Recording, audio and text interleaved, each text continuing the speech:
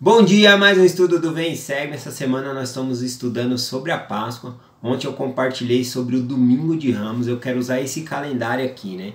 Que é o Domingo de Ramos, a entrada triunfal do Salvador Jesus Cristo, e pegar o período aqui até a sua ressurreição no próximo domingo.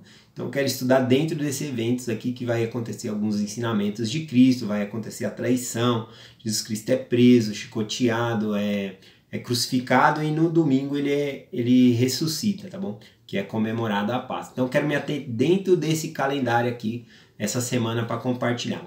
Então ontem eu compartilhei sobre a entrada triunfal de Jesus Cristo, né? Ele tinha muitos seguidores ali entrando em Jerusalém, as pessoas jogavam suas vestes ali, ramos de palmeira, e ele entrando ali, né? Sentado ali no jumentinho. De maneira que dentro de Jerusalém ali, tinha os principais dos sacerdotes. E eles estavam buscando a oportunidade de prender Jesus Cristo, né, de condená-lo à morte.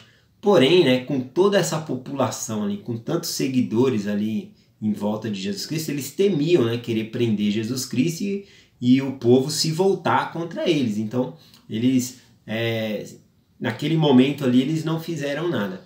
Mas nós podemos observar também que dentro dessa semana, Jesus Cristo ele vai perder muito dos seus seguidores. Muitos deles vão voltar as costas para ele, né? Inclusive Judas também, né? Se volta contra Jesus Cristo e trai ele, né?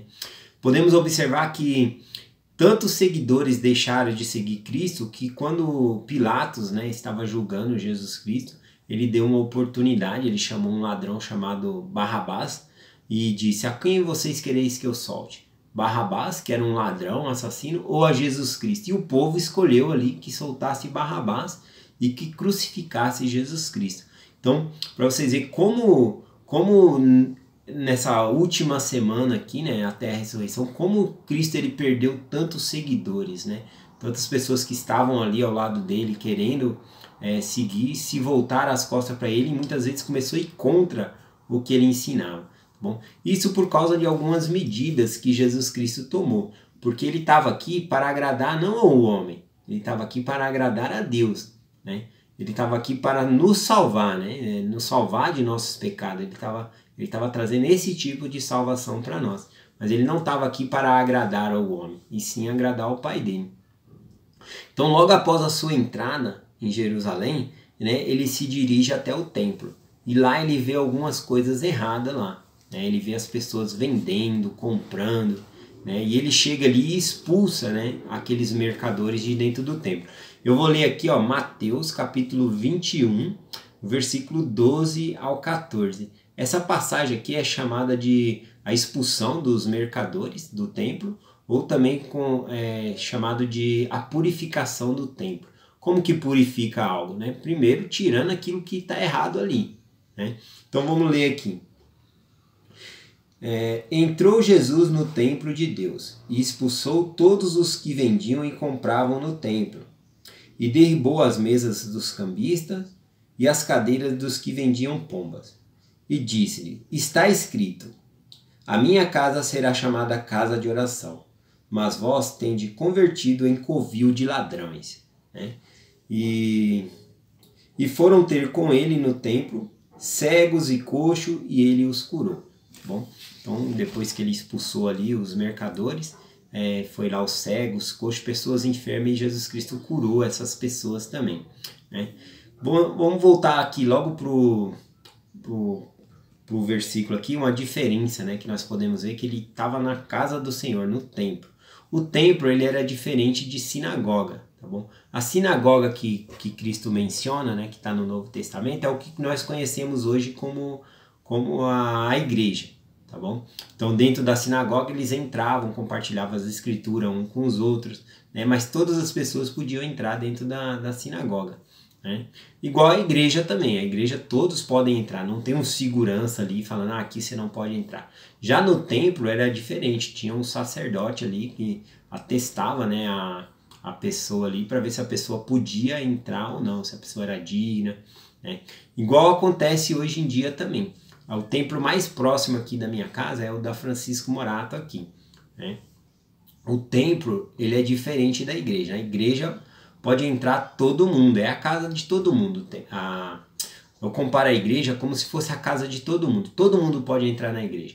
Se estiver guardando o mandamento ou não, pode entrar na igreja, né? Não tem problema nenhum, porque a gente está indo lá para aprender, é como se fosse um hospital a igreja, nós vamos lá para nos curar, para nos aperfeiçoar, todas as pessoas podem compartilhar o seu sentimento lá. A pessoa somente é convidada a se retirar de dentro da igreja se ela está fazendo alguma algazarra, porque a igreja também é um local de adoração, né? Então, se a pessoa não está respeitando aquele local, a gente convida a pessoa a se retirar ali daquele ambiente. Bom, mas o templo ele é diferente da igreja. O templo eu comparo como se fosse a sua casa. Na sua casa, pode entrar todo mundo?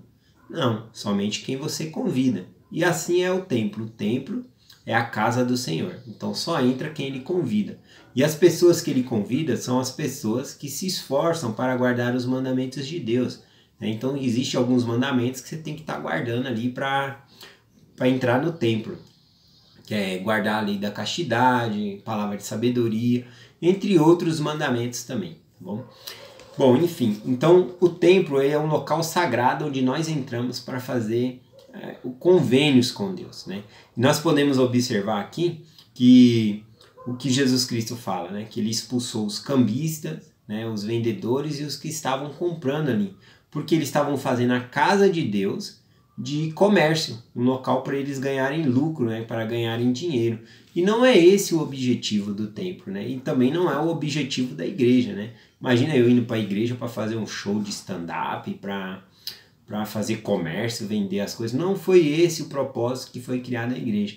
Então por isso Jesus Cristo ali ele purificou o templo, tirando essas pessoas dali, né?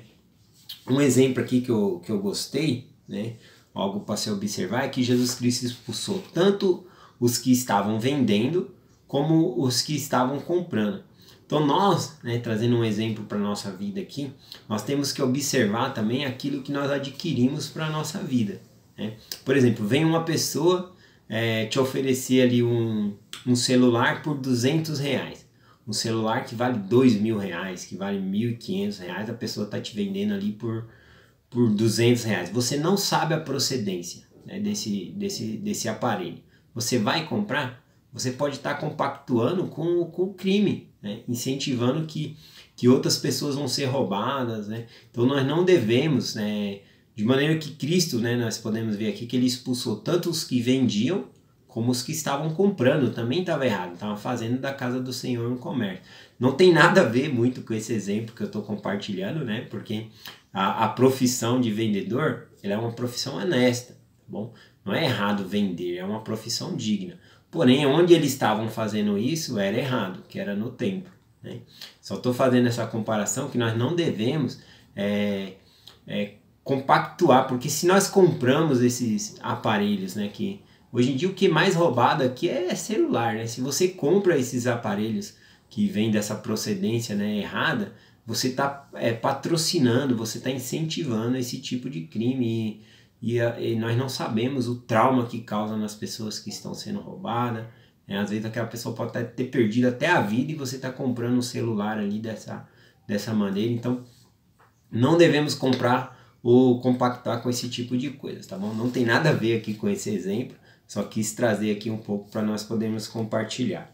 Bom, então nós podemos ver que nessa atitude de Jesus Cristo aqui, que ele estava agradando ao Pai Celestial, ele desagradou muitas pessoas, né? E muitas pessoas começaram a não seguir Jesus Cristo por causa disso, né? Então, de igual modo, né, nós podemos ter amigos, né? Mas será que o seu amigo só serve para ser seu amigo se ele deixar você fazer as coisas erradas? Se ele chamar a sua atenção, não é seu amigo mais, né? Então temos que pensar sobre isso também. Tá bom? Então nós devemos estar com Deus em todos os momentos, né? E ouvir os conselhos, os mandamentos que Ele nos dá. Tá bom? Então eu deixo essa mensagem em nome de Jesus Cristo. Amém. Até amanhã.